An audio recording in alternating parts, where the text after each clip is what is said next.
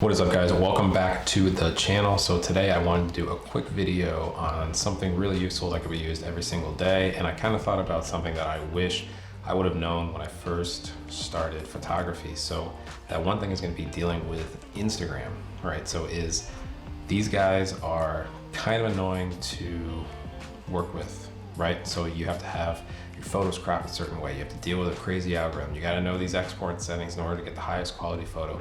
Sometimes it's a real pain, right? And I totally get that. One thing I wish I knew sooner was that I didn't always have to destroy my composition when cropping to get 4:5, so Instagram didn't force crop it, right? You can actually expand the sides of photos in Photoshop before you even export it. And it's even easier if you work in the studio and you have like a simple background and you don't have to ruin your composition. And that's the best part. And you keep the high quality as well. And I'm gonna show you guys how I do that right now. Alrighty guys, we are here in Photoshop and this is a photo that I did a little while ago. I actually did a full video on this shoot where I got this photo from. It is my last post on my channel. You can go ahead and check it out. I'm gonna leave the link in the description. Go ahead and check it out. It's a cool BTS, some funny stuff. And I also did a full post-processing portion of that video to kind of show you guys my workflow, cool stuff like that. So now moving on to this is, I love this photo. It's great, it's clean. I'm happy with the lighting, all that stuff. And I also love the composition. I don't wanna change it or anything like that, right? So what we're gonna do is, I'm gonna go ahead and hit this crop tool. And I might actually, I'm always contradicting myself. So I might actually leave, you know what? No, never mind. I'm gonna leave it where it is. But I'm going to move this down, right? Down the legs, right? I don't wanna like crop off the legs. I think it's fine where it is. Based on like the normal rules of cropping, this crop is too weird in like the leg, but that's what's great about art, right? Is that all those rules can be broken, right? You can do whatever you want. Don't let other people tell you what you can and can't do, right? If you like it, you like it.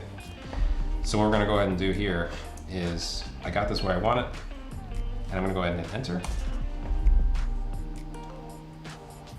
After we wait for this. And as you can see, boom, there we go. Now I know what you're saying. Oh, Dylan, wait a second. There's those white margins on the side. I know, and I'm gonna hook you guys up right now. So there's several ways to do this, but the way I do it and the way I was taught to do it is that I'm gonna go ahead and I'm gonna grab my rectangular marquee tool here. I'm gonna pinch right up in the corner here. I'm gonna grab as much data as I can, right? Good amount of data. Do that. I'm gonna left click. I'm gonna hit free transform. So we can move it. I'm gonna hit distort. Grab the left square. I'm just gonna move it right on over. I'm gonna go a little bit over too to make sure that we're totally good. And we're literally just gonna do the same thing on the other side here, guys.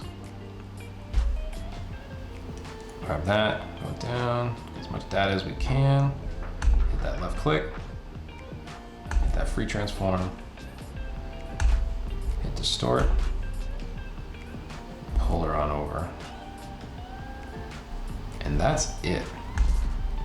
And just like that, guys, you are ready to rock and roll your 4:5. You're not changing your composition. And it kind of gives this cool, you know, like open space kind of feel. That's what I've kind of liked about this method. And like I said, the best part is that you don't have to like crop off parts of the model or of your composition.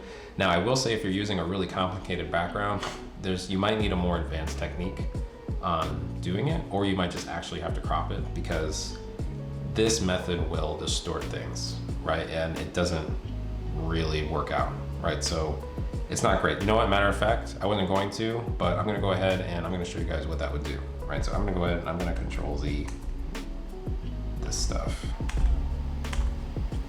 Now, let's say I took this corner and I went all the way into the model, right? I'm gonna go like halfway through her. And we're gonna hit free transform again.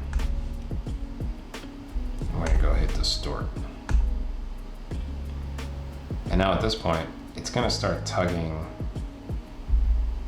everything, you see? It tugs, and that's not like what you want, right? Because then things are gonna start looking weird and you just don't wanna deal with it, right? Like basically this method is you're stretching out a portion of the photo, right? And if you do that with any kind of object or person, you know, it's not going to look normal. It's not going to look natural. It's going to look like you did something to it, right? So don't try to do this, you know, if you can't, you know what I mean? Like if you don't have a background where you can do it, you might save yourself some stress just by finding a more advanced method. I don't know that advanced method.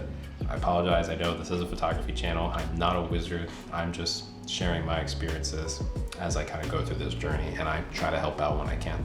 Yeah, and with that all said and done, that is basically it. Now, if you guys want to know more about export settings or anything like that, leave it in the comments and I'll go over my export settings that I use for Instagram. I actually took me a while to really get the right formula, and I actually got some help from a friend who is a fabulous photographer and always gives me advice.